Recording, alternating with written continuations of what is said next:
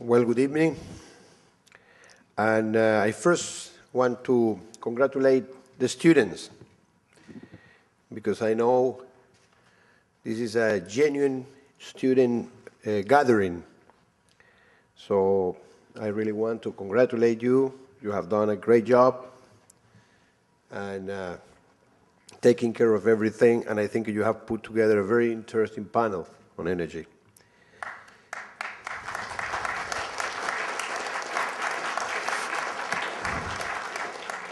You also have very good friends, among them Professor Terry Lynn Carr, because we were together in San Francisco, and she actually instructed me to come here and talk to you. And but we are very pleased to be here and to share with you some of the ideas. I myself, I was linked with academia for many years at the university in Venezuela. But you know, with all the changes in my country, from the 90s, I started getting involved in politics, and from 94, I've been very active in politics as my main activity. So I will try also to give you some of the experiences from the decision-making and from the management of the sector, because I was very much involved in Congress, and then as in the Ministry of Oil and Gas, and the whole process of transition in Venezuela regarding oil. So I will try to tell you part of the human side of the story and the political side of the story. Well, I would like to start telling you a bit about how we see the energy crisis, the so-called energy crisis. Particularly because Venezuela and the US are very important players. We have the reserves, you have the market. But we have a different view about the energy crisis. And probably this is going to be the most important issue for the future. And we hope that we can be able to debate with the US this topic of energy crisis. We believe that only through energy integration within the hemisphere we will have true energy security. So we are not looking at the problem from the point of view of Venezuela and the US, but we are looking at the problem from the context of the region, South America, but also going to Latin America and the Caribbean. And actually, we have been doing a lot of things in this respect. Because apparently the paradigm among many people in the US is that energy-producing countries should exist basically to serve the voracious and often wasteful energy demand of the US. And basically, the concern is, where are we going to get our sources of energy?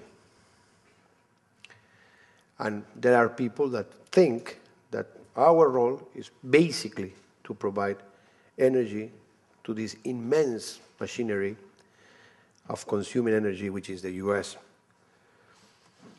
But if we want to discuss really the energy crisis, and from our perspective, the need for access and affordable availability of energy for every country is the basis for the true security for all countries in the region.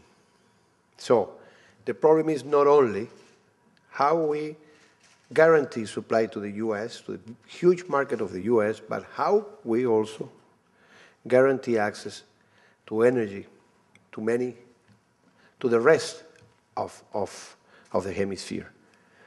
And this is the real, if we want to talk about real security, energy security in the hemisphere.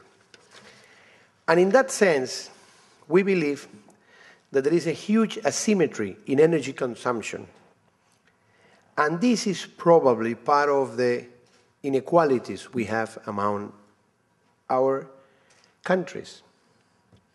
And the problem is, we see that people don't talk about the pattern of consumption because they assume that it's impossible politically to try to change even the model or to try to discuss what is the kind of model of civilization we have in this part of the world. So this is one of the big problems and the big challenges we have. If current consumption patterns continue, developing countries will never have access to the energy they need to stimulate economic growth. Just in the case of Latin America, if we want Latin America to have the same level of consumption, imagine for a while that you wake up and you see Latin America with the same standard of living of the US, even with some of the inequalities that you have in this country. You will need an additional 20 million barrels of oil per day. Only if you get the countries of the hemisphere reaching the same kind of standard of living with the same pattern of consumption and the same developmental model. Because the problem is right now, talking about asymmetries, United States accounts for more than 70% of the energy consumed in the hemisphere, and it's only 1/3 of the population. At worldwide level, the US is 3% of world population and consumes 20% of its energy. One of the asymmetries, and this is something that the US has to start thinking seriously, is regarding the environmental aspect. CO2 emissions.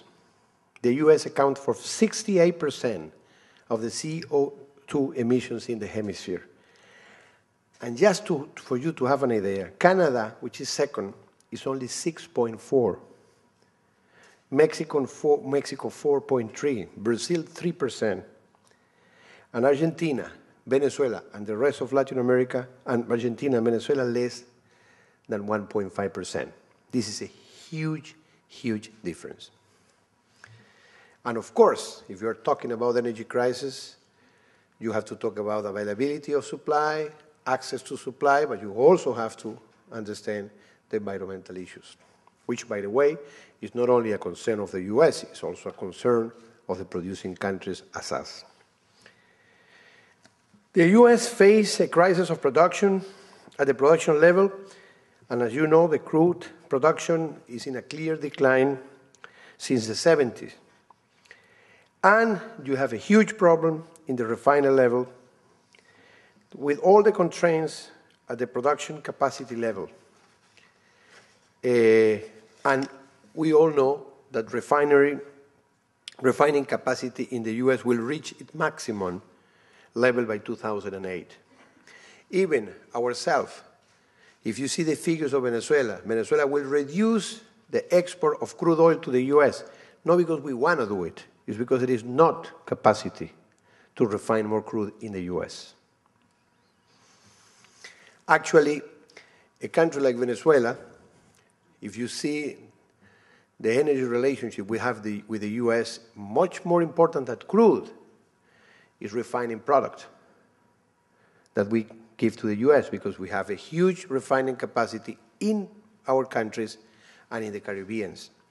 During Katrina, that was a very good example, because during Katrina, US people were importing gasoline from Europe, but Venezuela is between 5 and 6 days shipping time, while from Europe you probably need 25, 30, sometimes 35 days.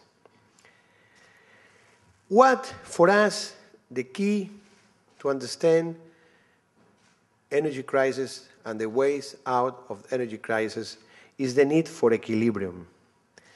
For us, the fundamental issue in energy is energy equilibrium. How we get equilibrium internally, externally.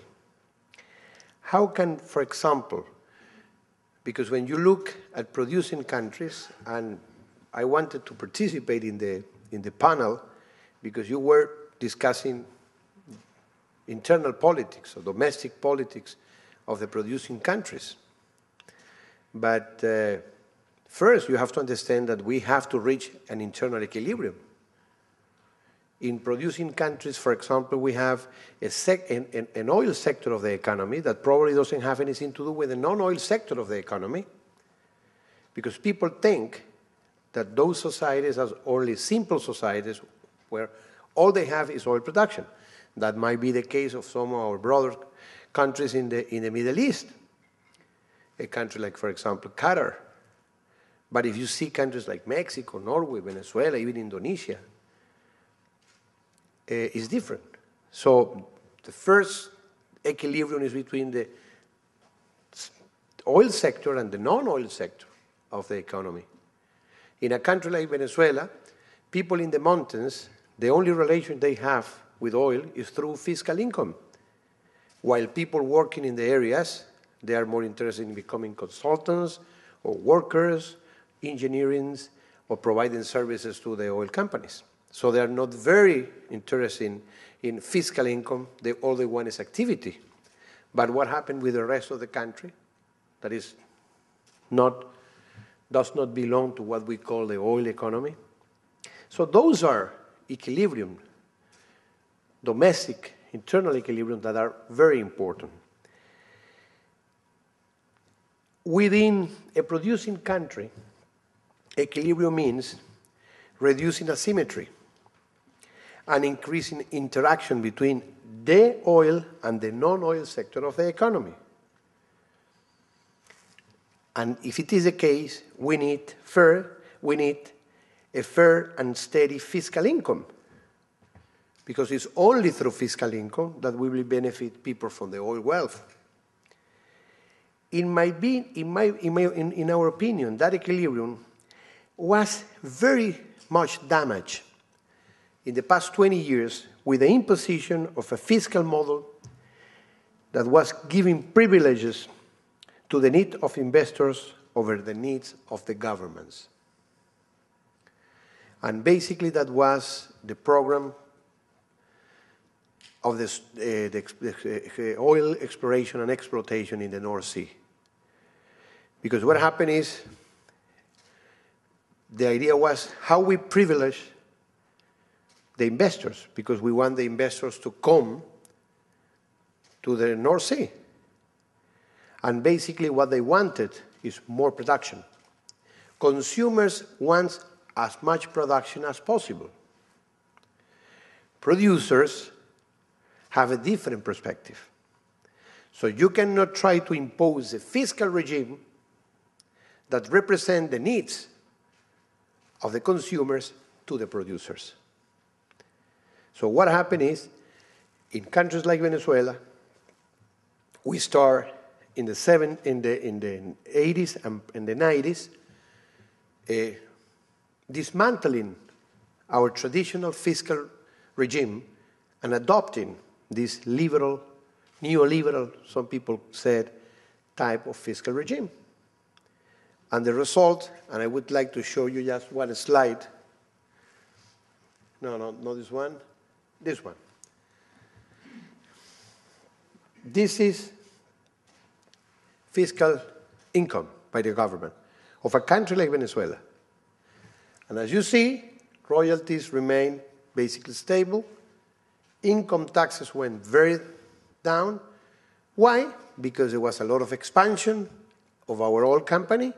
And as you know, when you expand an industry, it's a state who is paying 60% of that, because they can use that for taxation purposes. And at the end, you have these dividends, because people say, no, the government should get money only if the company is profitable. But we say, why? I'm the owner of the natural resource. If I allow you to come and exploit my resources, you have to pay me up front. That was the years in Venezuela when they changed the whole fiscal regime. I've been in politics for a while, and any politician here will understand that this is unsustainable.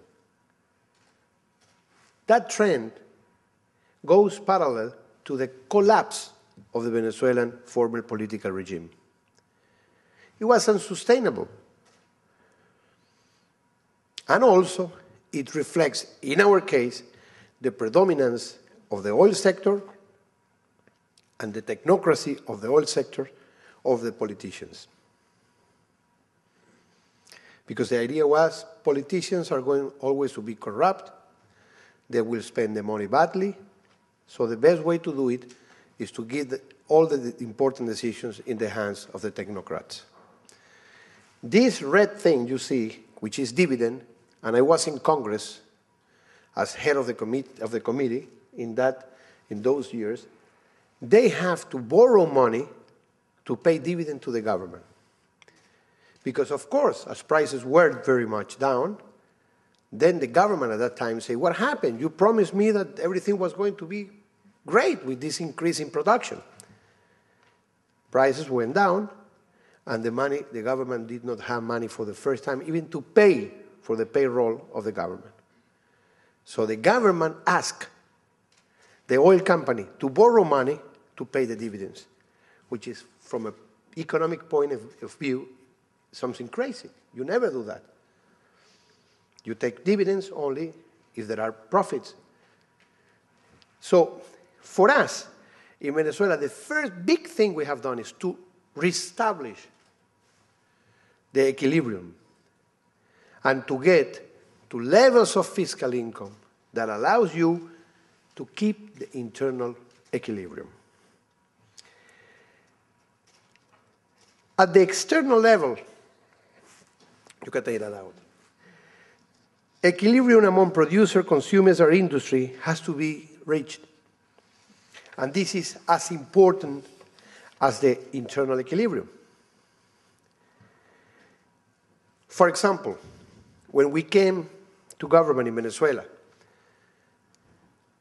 OPEC was having a very, very difficult times. Not only because there were internal fights between the Arab countries and some of the Middle East countries, but also because it was nobody trusts the other, because at the end it was the OPEC countries were competing for international financing and for investors. So the whole idea was to change your conditions, lower the royalties and the conditions, because we were fighting for investment. And we started a very active process of discussion among OPEC that led us to the second head of state summit of OPEC in 25 years. That was a huge initiative. And I think the whole idea of the price band, those years, I remember that we had a very good cooperation process with the U.S.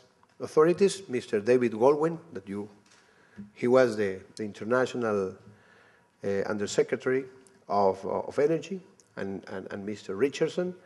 And we started discussing that we have to coordinate and find some equilibrium. And as you know, with prices of $7 per barrel, we had those prices, there was no investment. And then we had the problems in the coming years of that. So, but at the same time we say, well, we have to talk to consumers. And we have to talk also with the non-OPEC producers. So, managing something like energy, at the end, of course, market forces play a very important role. But at the end, for us, if you want to talk about security, you have to start coordinating and trying to understand what kind that you need to reach an equilibrium between producers, consumers, people in producing countries, industries, etc. The US, by the way, is a very good example, because in the US there is always a combination of a producer and a consumer. If you go to Texas, you will find yourself as coming from a producer country, at home. But what happens if you go to California, where the whole discussion of environment is completely different? Or, of course, if you go to Detroit and then you see the manufacturers of cars, you know that you are talking with your potential market, okay? But at the same time, there are other forces in the U.S. So U.S. is a very interesting society because you combine that. Also, the problem of taxation. I remember once, that's a story for you, we were discussing with the British government. I was representative of Venezuela in OPEC. And the energy minister of Saudi Arabia, he was talking to the authorities of the British government, and they were discussing about the prices of oil. And the Saudi minister, he said, well, Mr. Prime Minister, you know, let's do something. I'll give you all the oil you need for free. I'll put it in England, and you give me half of the taxes. Because at the end, countries like, for example, France, if you spend a liter of gasoline in France, you're paying 90% in taxes. 90% in taxes. By the way, we thought that those taxes were intended to do major environmental changes. But at the end, we knew that they were financing public health in those countries. So this is another thing we have to do. We start discussing the whole issue of what we call the non-physical market of oil. We were accused a lot. When you see WTI in the newspapers every day, production of WTI today in the world is less than 1 million barrels per day, basically in the US. The rest of the production, the OPEC basket, is basically of heavy, medium, heavy crude oil. And we get probably 10 or 11 or $12 less than what you see as WTI. But then if you go to the markets, financial markets, you know that every day they trade millions of barrels of non-existing oil, not physical oil.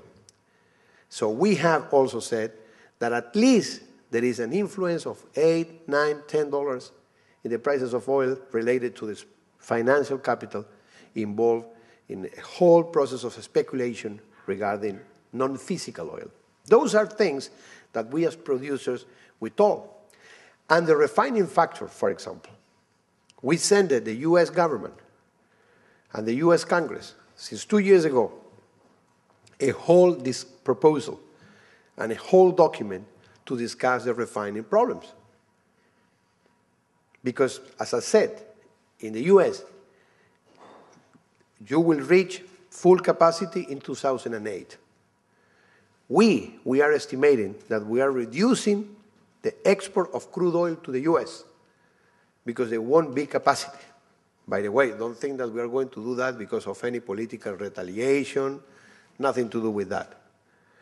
So, don't you think that we are talking about issues of such an importance that deserve that we find ways of having a strategic discussion?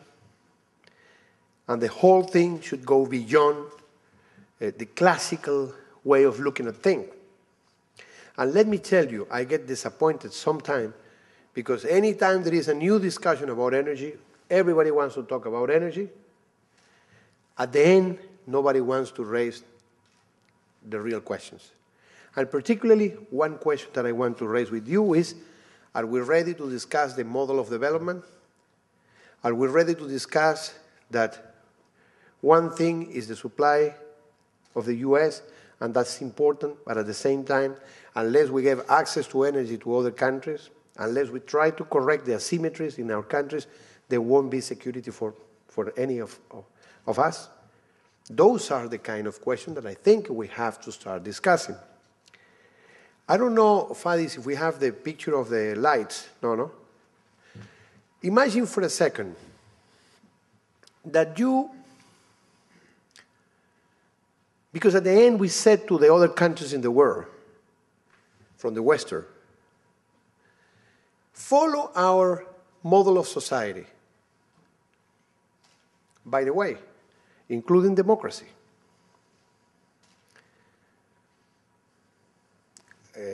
Allow me, with respect to this country, we are not going to get all the features of the US democracy. For example, I always get, and I tell that with respect to the US public, but I don't understand how can you call how can you explain a democratic government that at the same time you need to have $20 million just to think of being a senator? I don't know. I really, that amazed me. It means that only certain kind of people could be elected. So I'm sorry. This is not an open democracy, at least in elections. There might be other features. But anyway, it's tempting, but I will concentrate in energy. But anyway, the idea is, if you go and reproduce the kind of society that we have here, this is possible.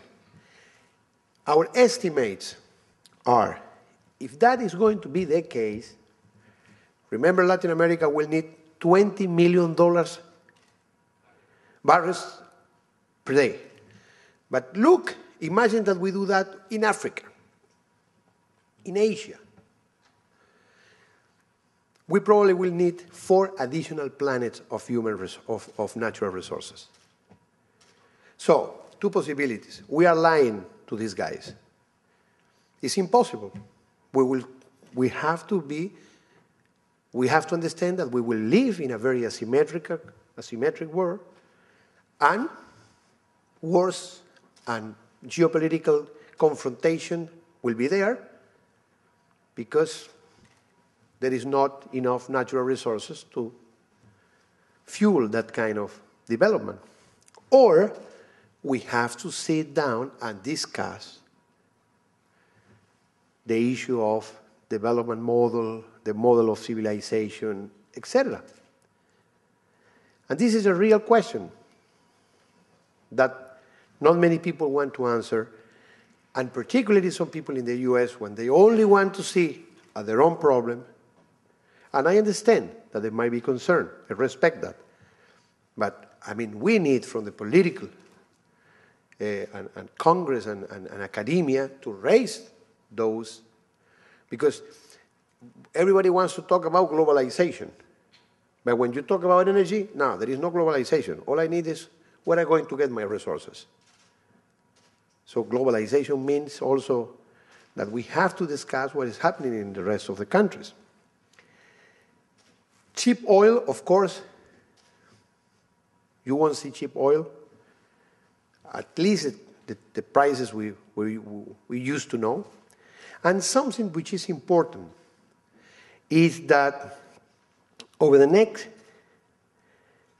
25 years, there are studies from some people at Syracuse University, the number of net oil exporting countries will go from 35 to 12. Indonesia is going to become a net importer. Mexico is going to become a net importer. So, from 35 to 12. The majority of them are going to be in OPEC. The other thing, national oil companies versus international oil companies. I think we have that, no, Fadi? The national versus the... And this is very interesting, because over the past 15 years, we have been huge changes. So who has the reserves? Before, it was the international oil companies. Now, it's the national oil companies. Don't forget that when OPEC was created, after that, there was a whole movement to create national oil companies. Then there was a process of non-oil producers, non-OPEC producers, and basically international companies controlling the process. Now, at least in the case of reserves, so this is why, at the end, international oil companies, they have to find ways of working with the governments. I'll give you an example, which is very important. What happened, and don't forget what I told you about the North Sea. There is an energy treaty in Europe. That energy treaty was signed as a frame for the new oil explorations in the former Soviet Unions. The notion of natural resources disappeared. There is not mention to natural resources because the whole thing was a complete liberal model to guarantee the access of investment to produce the oil in the former Soviet Union. I'm afraid that the story, after a few years, has been very, very complex because they haven't found what they expected, and at the same time, they have created great disequilibrium. And today what you see, and this is part of the reality, is a completely different view from the producing countries regarding natural resources. Bolivia. There has been a major political change in Bolivia. A native Bolivian was elected president of Bolivia for the first time in history. It's the same thing that if you were going to see tomorrow a president of Mexico, a native Mexican, as president of Mexico. And the whole political situation and crisis in Bolivia was around the natural resources issue. And what they have now is a new law. They have now the royalties. They are getting a fair price. And by the way, this is not an elite type of discussion, because for us, producers, countries like Venezuela, now for the first time, there is an open discussion about energy, about oil. People discuss that openly. Before, it was a very elite kind of matter. And it was always kept as something for a very small group of people. So this is something which is happening now and will happen not only for oil, it will be the case for every natural resource. So this is a huge thing. And unless there is a process of negotiation, unless there is an understanding of that, and we think that the way to understand it is through this notion of equilibrium. Because unless you understand that you have to balance your interests, your need with the interests and need of people working with you, this is the only way. A sound oil policy is based on equilibrium. Of course, we producers, we cannot also break the equilibrium vis-a-vis, for example, the investors. We have to work on that. And this is the most important thing, and we have to be ready to reestablish equilibrium if there are moments where we feel that we have broken the equilibrium. That's what we have done in Venezuela. There is a lot of perception in the media, but look, we went through a process of changing contract, oil contract. You know how difficult is that? And people were saying 2 years ago that we were going to collapse, and we have changed. In the first phase, 35 contracts, which were, in our opinion, simulated concessions, illegal concessions. We negotiated with companies in the new law, and now they're minority partners of us. And out of 35, only 2 decided not to negotiate, and we are going through a process of arbitration, which is a normal process in business. And in the heavy crude oil, we have 4 big contracts, and we are negotiating with all companies. We will get back the majority of the project, and they will keep working with us. So that's possible to do it. By the way, Venezuela, who is being presented by many as a country impossible for business, again, with respect to my brothers of Mexico and Saudi Arabia, I want you, investors of the US, try to put $1 in upstream activities in Mexico. No way. We allow minority participation in upstream to companies. Well, basically, then going back to the hemisphere and trying just to present the center of the thesis. Of course, also in the US and the hemisphere, the US has only 14% of the reserves, but consume 83 of total consumption, and in South America, that we have 86% of reserves, only consume 40%. As I said, we probably will need, if we want to equate the kind of standard of living, 20 additional million barrels per day. And of course, as I said, we need to really change the pattern of consumption, particularly because in the US, crude oil will go up more than 30% by the year 2030, and regarding the biofuels, there are estimates that only they might get to 2% of energy consumption of the US, which is important, but it's not significant when we are looking at the big picture. So US energy independence is a myth. Actually, no country could go it alone, including the US. And again, we think that through energy integration, that is a way to get energy security, and must be based on some principles. We understand that they have to be economic sense, but also the concept of solidarity, complementarity of interest, inclusion, and the recognition of the sovereign rights of each country. This is extremely important. And sometimes I feel that people, they know that the kind of development we are having in Latin America does not work. But when you ask them what they want to do, they present you the same recipe. It's like, you agree that something is going wrong, but at the same time, you don't have anything else to offer. I think there is a clear imbalance between public and private. By the way, this is part of the political crisis of our countries, because private interests took over, even political parties.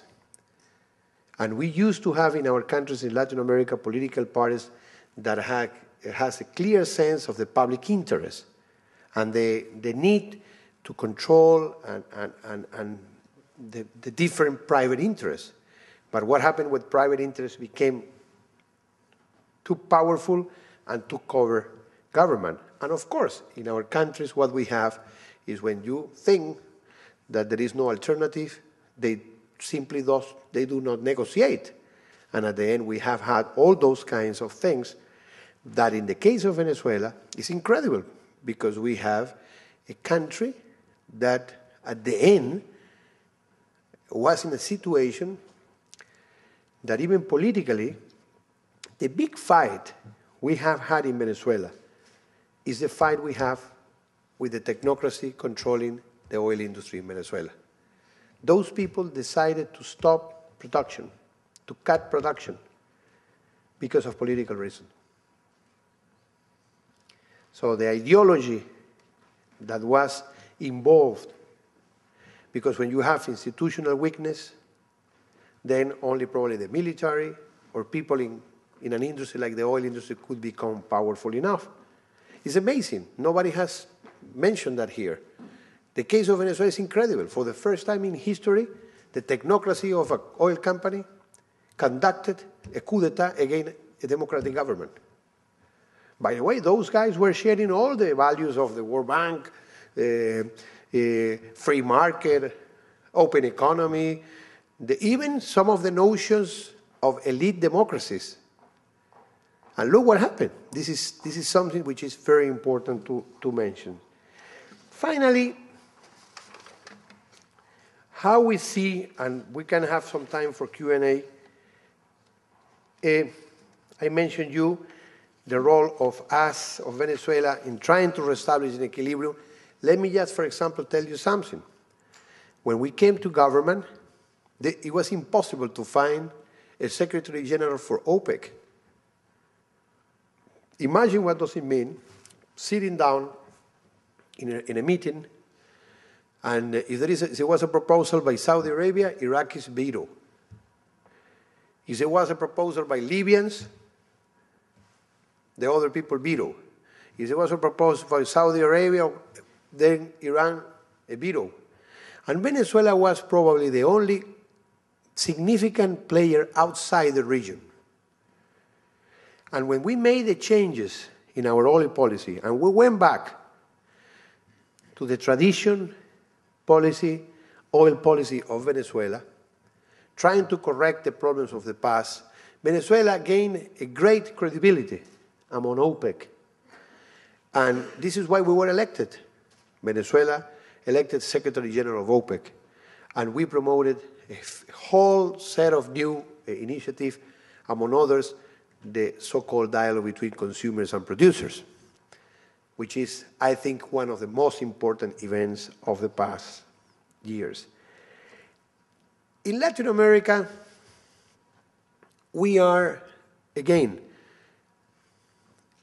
so far, energy policy in Latin America has been oriented basically to find new sources of energy to be supplied to the US. If you go and see the programs of the Inter-American Bank, all they want is how do they lend money to companies to produce more oil in Ecuador, in Peru, whatever, to try to supply the need for the US in the future. We think that this is a very narrowed policy, and at the end, if we are talking about security, does not address the real security problems in the hemisphere. Again, I would like for you to think for a second. We have the reserve. If we have an agreement with the US, we will have the market. And probably the US will have the reserve. Huge reserves in Venezuela. 90% of the reserves in the hemisphere are in Venezuela. We might be solving the problem of the US. We might be solving the problem of Venezuela. Are we solving really the problems of the region? Are we really promoting a more secure place in the hemisphere? Are we really promoting a human phase of development? What are we going to do with poor countries that they don't have access to energy, etc.? So we went the other way. And we have promoted a huge process of integration. For that, we need a new balance between private and public. We are not against private participation, but there are decisions and initiatives that could only be undertaken by the states. By the way, we have privatization in the past. In some cases, we fail. And for example, I give you two examples. Uruguay and Argentina. Uruguay have a refinery. We help them with the refineries. They're paying back to us with IT technology, agriculture technology, and we have invited the Uruguayans to produce with us oil in Venezuela to be sent to Uruguay. The same with Argentina, the same with Brazil, the same with Chile. By the way, as you see, ideologically different countries, I mean different positions. With Colombia, which is presented as at least they have an economic program different from us. We are integrated, and we have a pipe between Venezuela and Colombia, and we might even go up to Panama. And we have, the most important thing is propose to Latin America to sign an energy treaty. Not an agreement, a treaty. Signed in the frame of the new organization called the South American Union of Nations, through which there will be a lot of initiatives already existing, like the building of a pipeline, gas production. Of course, we also have to take care energy efficiency, alternative sources of energy. But basically, that treaty will guarantee to every country on South America the access to supply. And it will be part of a political and legal commitment through an international treaty. Those are the kind of things that we believe that are necessary.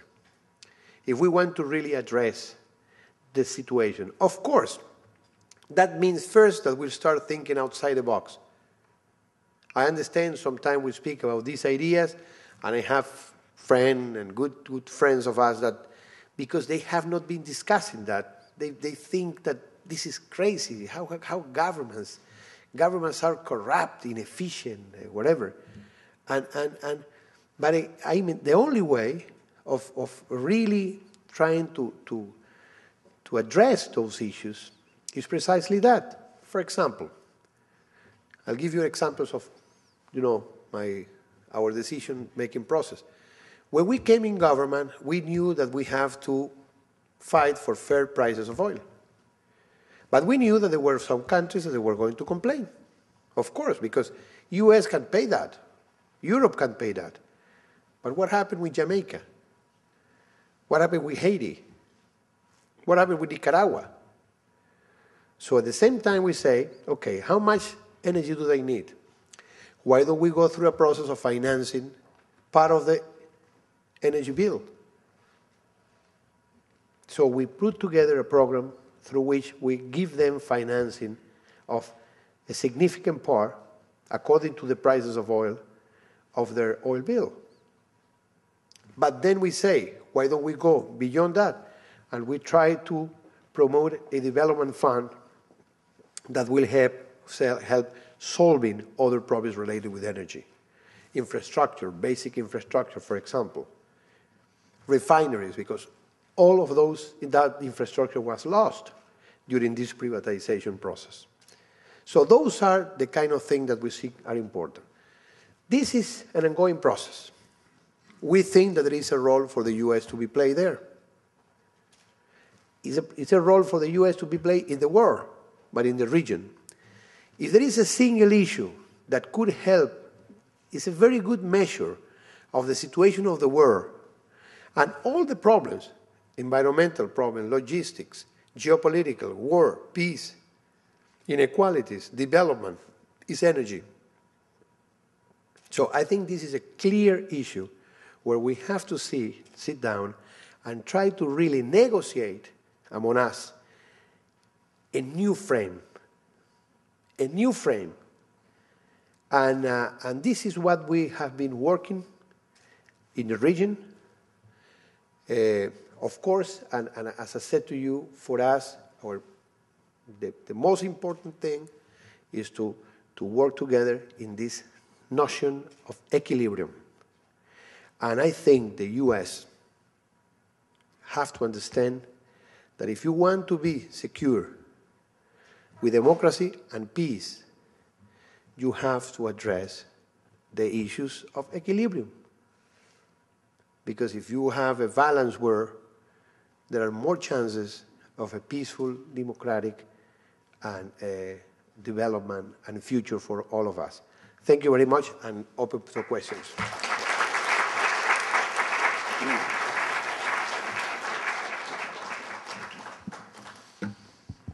Hi, Ambassador. My name is Carlos Sucre. I'm a citizen of Venezuela. I have a question not related to energy, but I would like for you to comment on it. About a week ago, El Nacional published a copy of an order by the Commander-in-Chief of the Armed Forces, signaling that now officers have to salute, not only with the military salute, but also saying patria, socialismo, o muerte. Mm-hmm. Does that, in your opinion, signal the strength of Venezuelan democracy under Chavez, or is that a clear sign of indoctrination of the armed forces? Thank you. I think you have answered your question, because it's not a question, it's a statement you have made as a question, but don't worry. First, I have to see, because in the media in Venezuela you get an amount of incredible stories that some of them are unbelievable. I don't know, in Washington I have Mr. Kabul, he worked with me. We have a few generals, and we have a couple of almirants, we have surgeons, we have a significant numbers of military people. And Fadi, have you seen them doing that? I don't really believe that. Don't believe everything you see there. Hello, Ambassador. You talked a lot in your speech about needing a new model of development, and that development as sort of developed nations have made it is not sustainable for the rest of South America and for Africa because they're so oil intensive. Maybe you can comment on Venezuela's chosen model with really heavy subsidies to gasoline, gasoline costs something like 25 cents a gallon in Caracas. And what kind of model is that really setting for the rest of course. the world? You are mentioning only one specific point of a model. And that is part of, I remember one of the ladies that was talking, there are traditions in Venezuela. If you live in Venezuela, the tradition of cheap oil, cheap gasoline is incredible. Even governments, any government, they think that if they increase the prices of oil, the prices of gasoline, the whole thing will collapse. And from a technical point of view, it doesn't make sense. And particularly if we are serious in trying to change also the way we are doing consumption. We have done, for example, something which is very important. We have replaced 50 million, bulbs, no? For saving energy bulbs. It's equal to a whole electricity plant, a big one.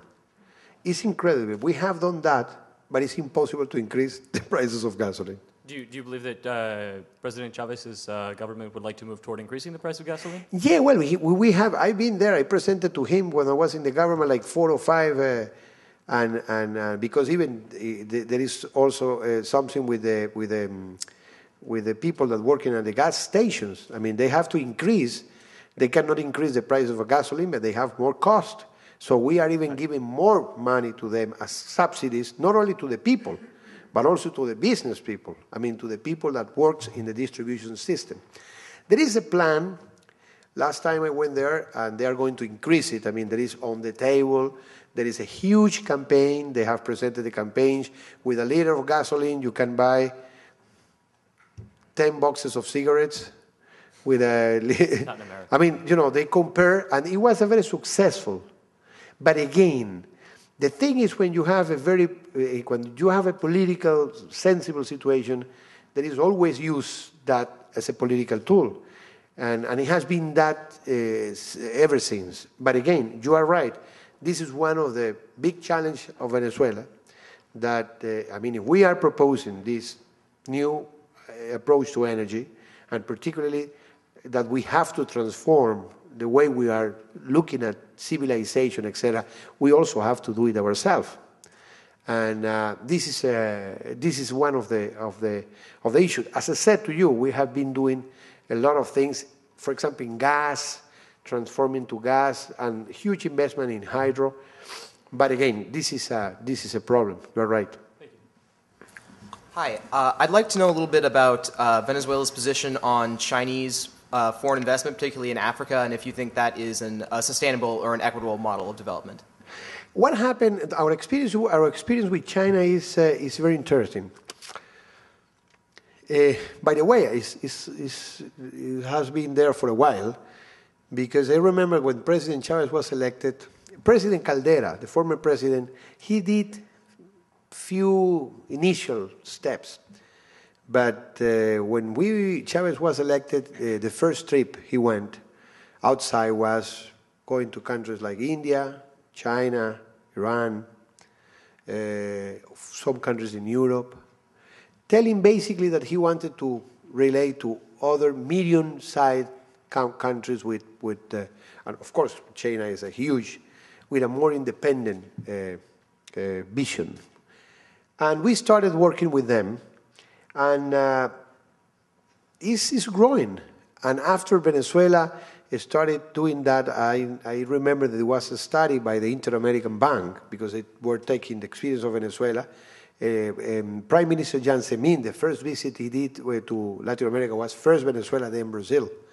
And then they have been traveling a lot. Basically, we will consolidate with there a certain, an important market for oil. We are sending them 150,000 barrels per day. We have found ways of making economically interesting. And what happened with Chinese is they help you with a lot of your development projects.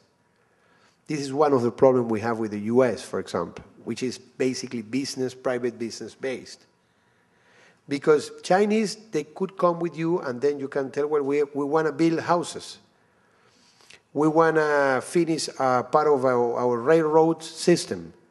We need some water plants, water supply plants, etc. So we have with them like 10 or 15 big projects that the government of China, through companies, Chinese companies, have been working with us. So the first time, in the first place, for us, it was an alternative, a new consumer. We thought it was very important because we are diversifying our sources, our clients, but basically because we wanted to have a strategic relationship with China. And it's based, of course, it has a geopolitical consideration, but basically because it's a way of helping us in some of the development models we are promoting. The same we hope to have with China. With Iran, that there has been a lot of discussion here about Venezuela and Iran. Basically what we are having with Iran is also taking advantage of the huge potential of Iran as an medium-sized industrial power to help us in Venezuela. We have milk plants, we have cars, tractors. We are providing tractors not only to Venezuela, but also now to Bolivia and Ecuador. So those are the kind of bilateral relationship that we have built with those countries. Thank you. I have a question regarding your so-called equilibrium interpretation of foreign policy and oil. How will your increasingly despotic government provide equilibrium to other countries that need your resources if you place an exorbitant volume of constraints? Will that not scare off potential investors and hurt the Venezuelan economy in the long term? Well, first, I didn't catch your but you say despotic. Yes. I don't agree with that. I think there are no basis. I mean, this is a serious conversation among people in an academic, and I mean, if you start just putting qualifying people, well, but I can give you other polls also, where people in Venezuela are happy, they feel that the future is bright. I don't know. It depends. Some polls, Hugo Chavez has one of the lowest ratings, probably just as low as George Bush in America. Well, I don't know if a guy who has been reelected with 1.7 million more votes than the first time, I don't know what polls are you looking at. But anyway, so the question, the center of the question was? With the exorbitant volume of constraints on exchange of energy resources, how will that? Okay. I mean, how do you think that will hurt or scare off potential investors? And do you think that can have a long-term hurtful effect on the Venezuelan? Well, again, my friend, I think you, with respect, and we can give you more through my staff here, some more information, but it's only adjetivos. How do you say that? Yeah, I mean, exorbitant constraint. Talk to the companies. All the companies are working with us. ExxonMobil, Chevron, ConocoPhillips, Harvest Resources, Statoil, Repsol, Total Fina. All of those guys are signing memorandums with us, accepting our conditions. So I think you are not right.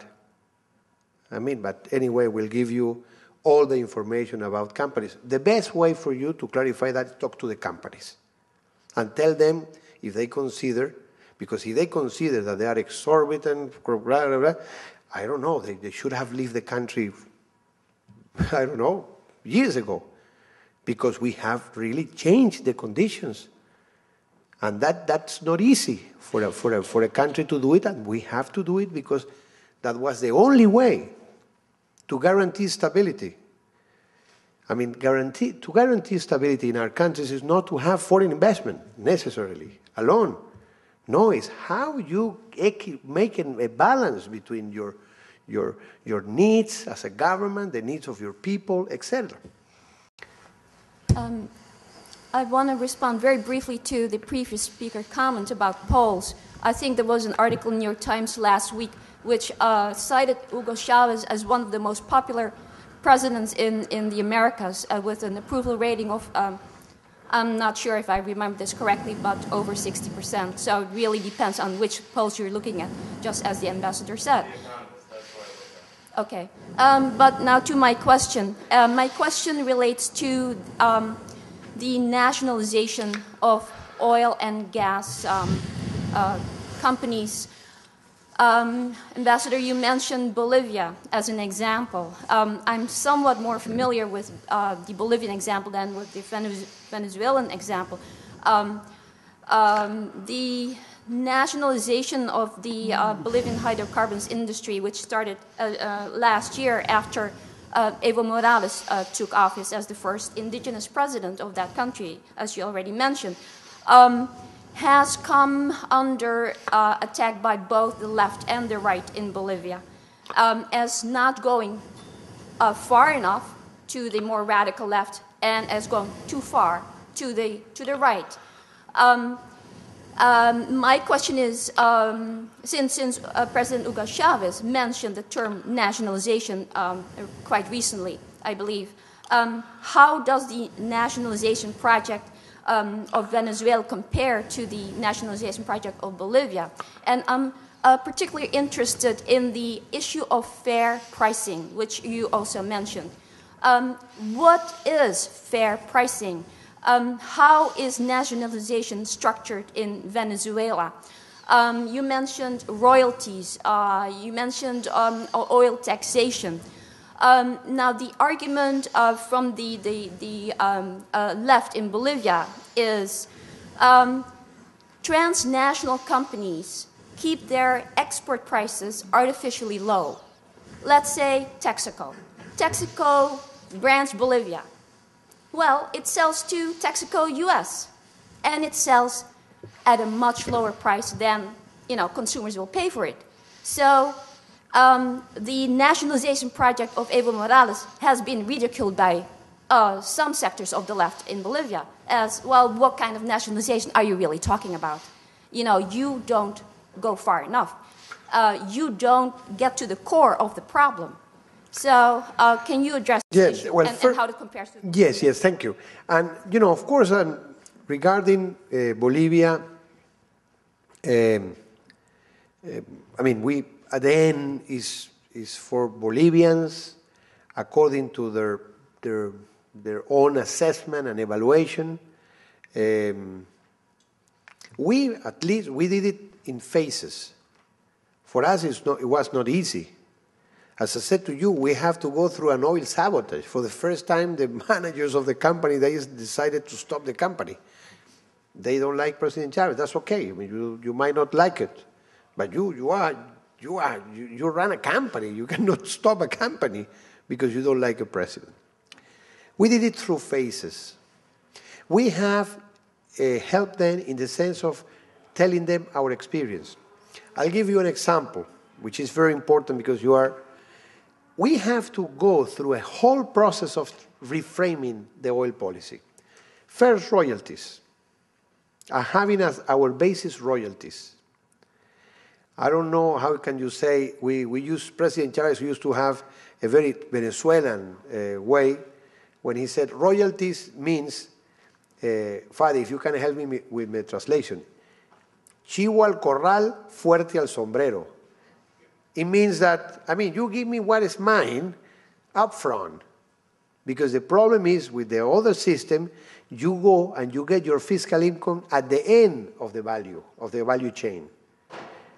When you are the owner of natural resources, you are entitled to have this is your patrimony, and you are entitled to have some upfront just for people going and using your land. This is the principle of a landlord in the history. But you are right regarding prices. You know what we did?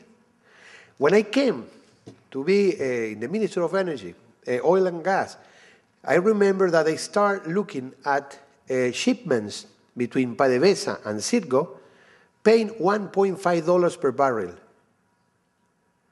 Because what happened is those guys, they use internal transfer prices to get loans in the US to buy the refineries, and the whole payment was related to the cash flow. And you needed to have a certain cash flow. When prices were down, we have to give them discount because it was the only way to pay back. What we did, and it cost us 3 years of work, is to create what we call a price committee. Even to PDVSA, which is our national oil company, and to all the international players in Venezuela, they have to pay us market prices. We have somebody who tells us, you can then charge to your company in your internal books whatever you like. But to me, my income, my royalties, and my income taxes are based on market prices. That created a great problem because, I mean, the whole structure of these corporate companies is based on that. I think, by the way, the process of nationalization in Venezuela was a renationalization. And by the way, it's not a full nationalization because we have allowed companies to participate to a certain level. In the case of Bolivia, they have been speeding up the process. For us, it was a process that took us, well, 8 years. 8 years. And for us, is first you have to establish the sovereign right, and then you have to establish the control over your natural resource. Because what happened in our countries is we created a public company, and at the end, they were doing the role of the government. Because instead of being a concessionary subject to supervision, they became the administrators of the natural resource. That was the whole confusion in the case of Venezuela. So we have done it that way. So for us, from the very beginning, it was very important first to control production, to measure production. It was a fight. I was almost killed because I wanted to have my own way of measuring oil production. And the guys in the former PDVSA, they didn't accept that I did that. I say, I want to see. I'm the owner. I have the right to see how much oil are you producing. So we start from production, reestablishing royalties, then changing the whole system of income taxes, and particularly, as you said, controlling the company and giving the privilege to the to the minister, to the government, because at the end, on the one hand, we are the owner of the resources, but we are also the representative of the shareholders in the company. So it has been a very interesting process. I hope that it will be easier for the Bolivians because we have done a lot of things previously. I think there is another thing, that they didn't have such a strong structure in the oil sector as we had in Venezuela. It was a whole corporation with a whole mentality, with a lot of political power, media power, international power. So it was difficult for us, and I hope that it will be different there. I think the issue of natural resources is different now. I think companies understand. And people more and more, they understand that you have to accept that there should be you have to reestablish a proper relationship between the owner of natural resources and the business. And I think there is more and more awareness that this is a reality. They're doing, I mean, some people are surprised because Evo Morales has shown that, I mean, he has a plan, and he is doing, I think he has been important also Brazil, because the problem with companies is not that you are against Europeans, Latin Americans, US companies. I mean, in Bolivia, what you have is Petrobras, which is a Brazilian company. The whole thing is not that because of the nationality of the company. No, it's because of the roles. On the one hand of the state, on the other hand of the economy, the regulation power of the government, the control over the process, and this is what we have been reestablishing. I assure you that the model implemented as part of these neoliberal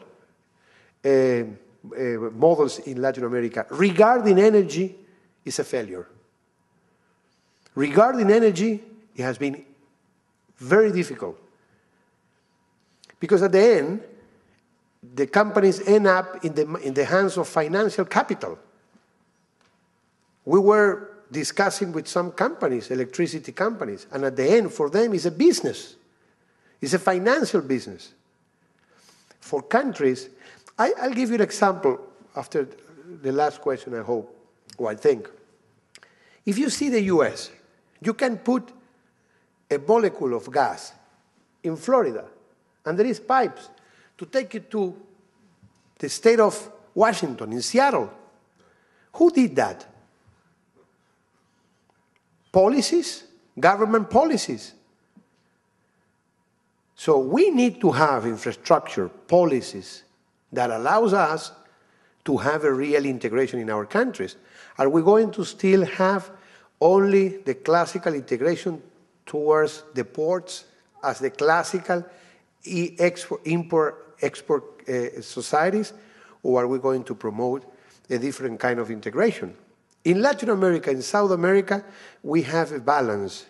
We could have an energy balance in South America.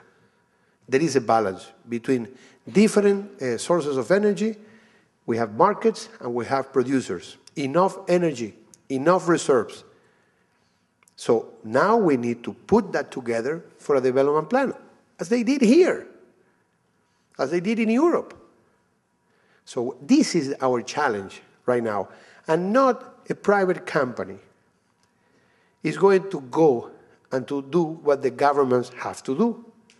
It doesn't mean that you are not going to allow them to participate. They have to participate with you.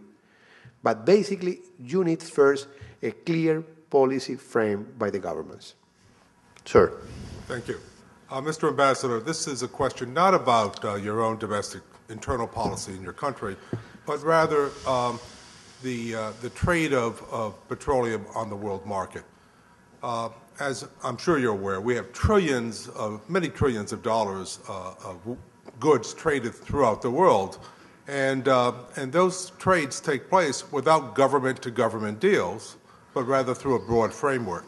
And quite frankly, if I look at the entire amount of OPEC export revenues, it's only a few $100 billion today. Why? And I guess often, and you also use this term, energy security. I mean, we don't have clothing security. None of us want to go naked. But we're willing to be dependent upon China for a good fraction of our clothing market. We have steel that we import, automobiles that we import. Why do you believe that it's relevant or important that we have government-to-government deals? For example, Japan trying to have a deal with Russia to get its oil, Russian oil, to the Pacific as opposed to go to China. China fighting Japan. Japan making a special deal with Iran in the midst of all this concern with nuclear weapons development there. To develop its field, as if the oil should have a Japanese flag tied to it. And it seems that Venezuela is going down the same path. You can sell oil to China. You don't have to have a government-to-government deal. So I'd like you to I agree. Comment on that. No, it's okay. Let me tell you something. At least in the case of Latin America, we haven't done much in energy integration. Energy integration up to now has been basically, although energy integration was part of the Summit of the Americas. Venezuela was the co-chair with US and Mexico, I remember. But we haven't done much. Among other things, because Latin America we were not looking at regional integration. We were looking at how can I get to the US market, for example. and benefit to access the US market.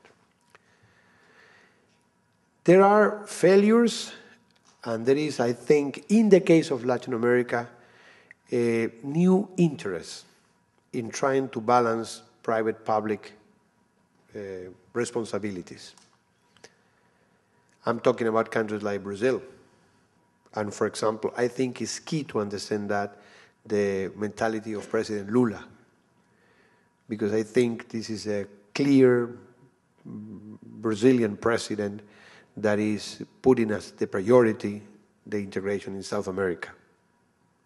And he has a lot of credibility, and I mean, without Brazil, it will be very difficult. Private companies in our countries, they don't have the power to relate to huge projects. Because at the end, all private companies in Latin America, there are very few, and they have been, some of them have been taken over by European or big transnational corporations.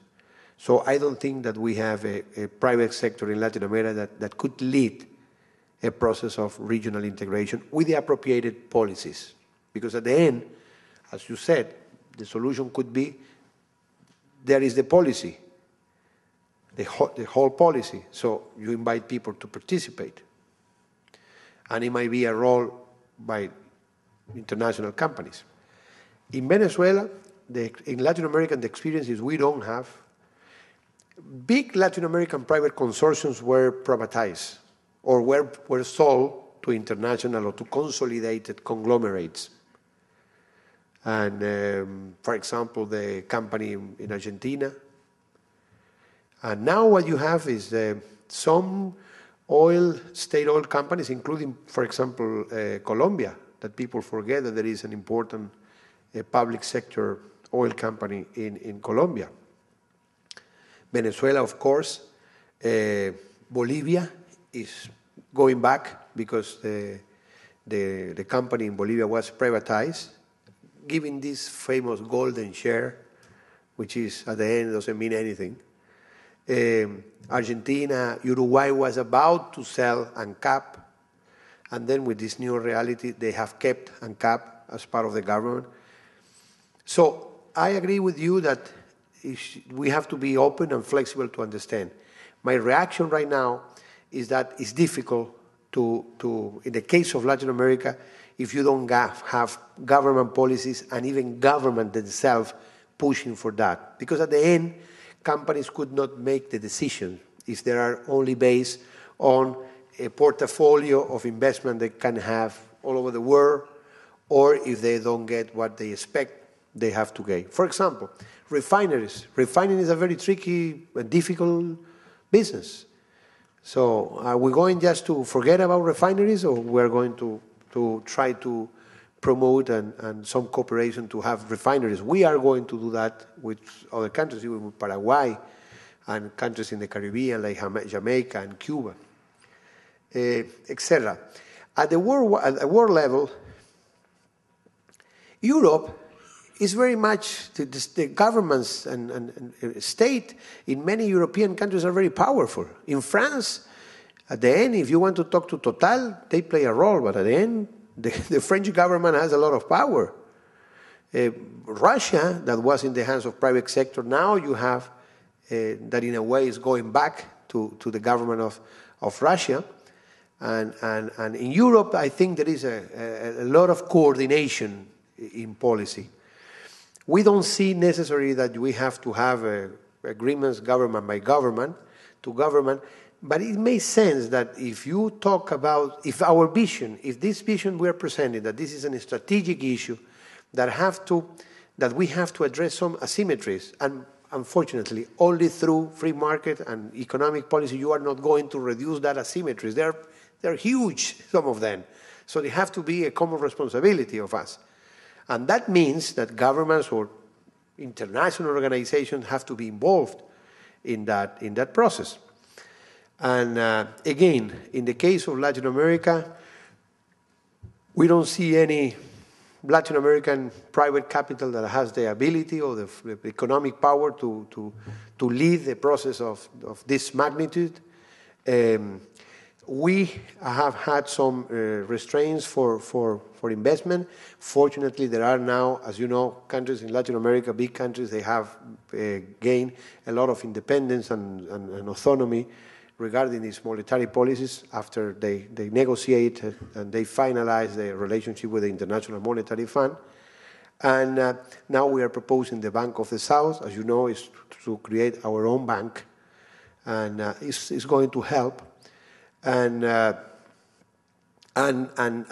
we are even proposing an idea of Petroamerica, where it's going to be like a frame of all the initiative needs and ways of working together. A final word is, when you talk about companies, international companies, we have to be careful because people looked a lot to companies like ExxonMobil and Chevron, etc. But people sometimes they don't look at the service companies. Let me tell you, there are 3 companies in the world that concentrate 85% of the services in energy. There has been a process of concentration in those 3 companies, huge, that is creating problems even with the companies. Now there is lack of engineering services. You don't find rigs.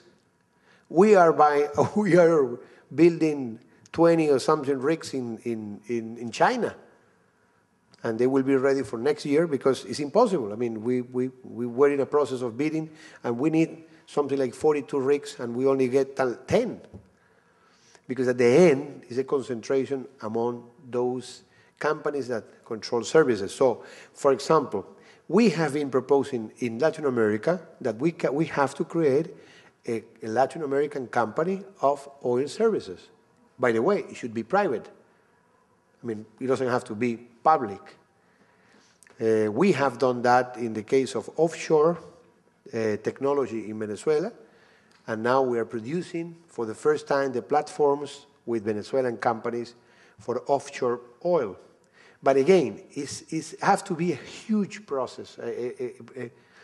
It's when, you know, what we feel is that you are talking about the energy integration. It's like when the people were talking about European Union. I mean, this is a huge strategic decision by many governments and societies. And I think we are optimistic. I think for the first time there is a good prospect of success in this new